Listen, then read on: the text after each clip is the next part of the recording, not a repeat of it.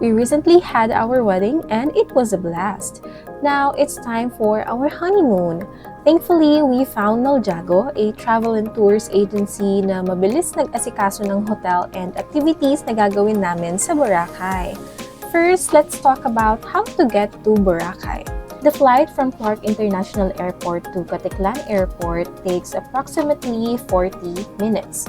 If you're traveling from Manila or Cebu, the flight duration is about 1 to 1.5 hours. Nag-take off yung plane around 9 a.m. and thankfully nasa window seat ako. I just really love watching the view from above. Look at that, diba? At habang pinapanood nyo yung view, let me give you a brief history about Boracay. It is a small island in the central Philippines at sinasakop ito ng Aklan province. The original inhabitants of the island were the Ati people, an indigenous group in the Philippines. The island was largely unknown to outsiders and was a quiet rural place. Around 1960s, Boracay started to become known to local travelers. However, it was still a relatively undeveloped and remote location. Year 1970s, the island was discovered by foreign backpackers who began to spread the word about its beauty. This decade marked the beginning of its transformation into a tourist destination. Around 1980s to 1990s naman, tourism in Boracay began to grow rapidly. Nag-improve na yung mga infrastructure, mas marami ng resorts, and more facilities were built to cater the increasing number of visitors. Year 2000s, Boracay became one of the premier beach destinations in the world, attracting millions of tourists annually.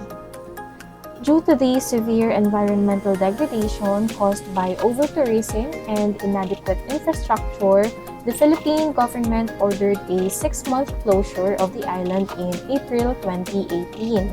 During this period, extensive rehabilitation efforts were undertaken, including upgrading sewage systems, demolishing illegal structures, and restoring the natural environment. In October 2018, Boracay was reopened with stricter regulations to ensure sustainable tourism practices. Today, Boracay is once again a major tourist destination known for its improved environmental standards and efforts to maintain its natural beauty. So, going back to our honeymoon adventure, we arrived at Caticlan Airport around 9:40 a.m. Kuya AJ from Noljago met us there and helped us with our baggage. From Caticlan, we took a tricycle to the jetty port for approximately 10 minutes. If you will DIY, the trike fee is about 150 pesos for 2 to 3 passengers. At the end of this video, pag-usapan natin lahat yung budget.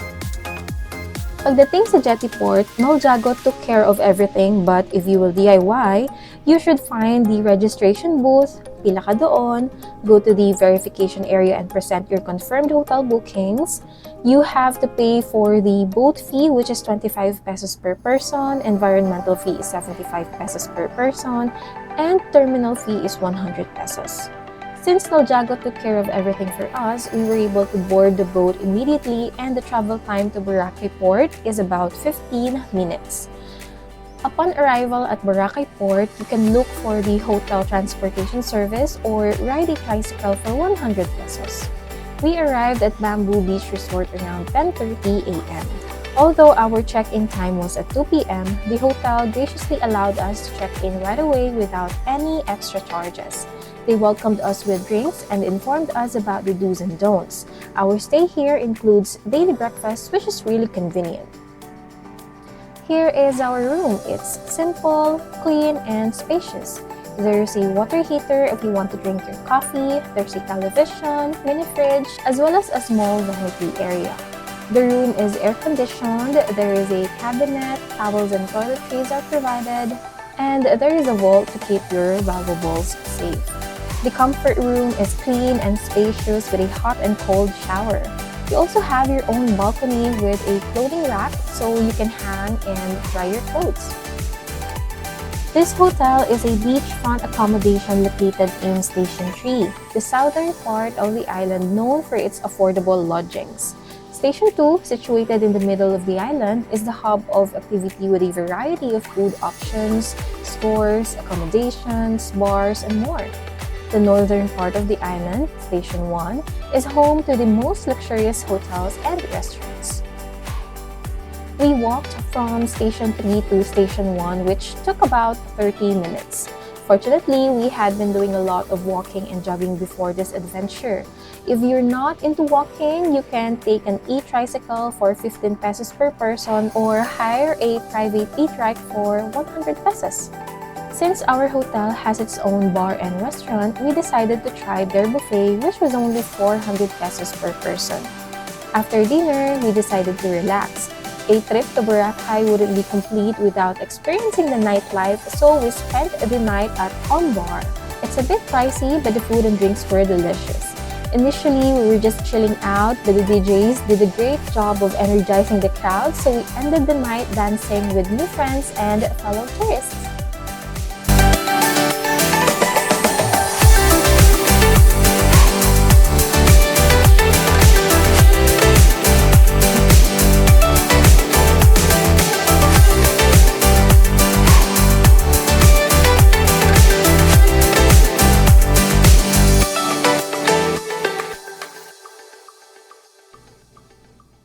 Nasobrahan tayo sa chill kagabi, so we were looking for food na siguradong masasarapan kami.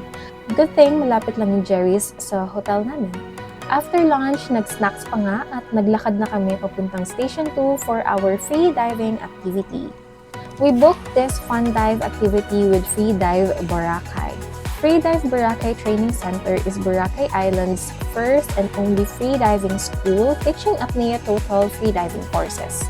Their fun dive costs 2,500 per head, and that includes the boat ride, safety buddy, and basic equipment, although we were bringing our own fins, mask, and snorkel.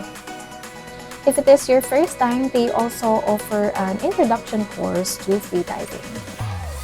From their headquarters, we walked to Station 1 kung saan naghihintay yung boat namin. The boat ride was mesmerizing due to the breathtaking views. The ocean was calm, the color of the water was stunning, and the visibility was incredibly clear. It was the perfect day for diving, so enough talking, let me share some videos of Boracay's Coral Garden.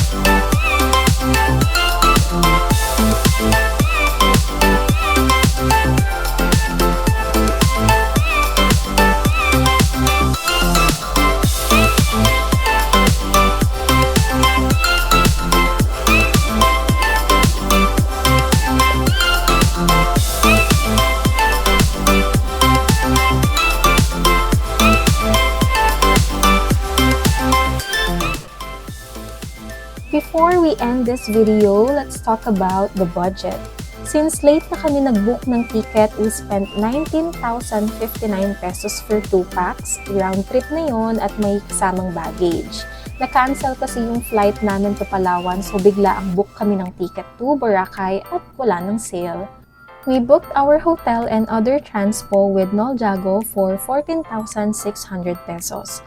That includes 5 days, 4 nights beachfront hotel, daily breakfast, boat tickets, environmental fee, terminal fee, private land transfer every time na may tour kami, tour guide or porter to assist us, and naghahatid sundo sa amin tuwing may activity kami. I highly recommend Noljago, sobrang maasikaso at mabilis mag-respond. Sa Ombar naman, we spent 4,500 pesos for our food and drinks. The freediving activity cost 5,000 pesos for 2 packs. And lastly, we spent a total of 2,026 pesos for our food from day 1 to day 2. That ends our first Boracay episode. Make sure to check our next videos for more Boracay adventures. Thank you so much for watching. Don't forget to like, share, and subscribe para updated kayo sa mga adventures namin.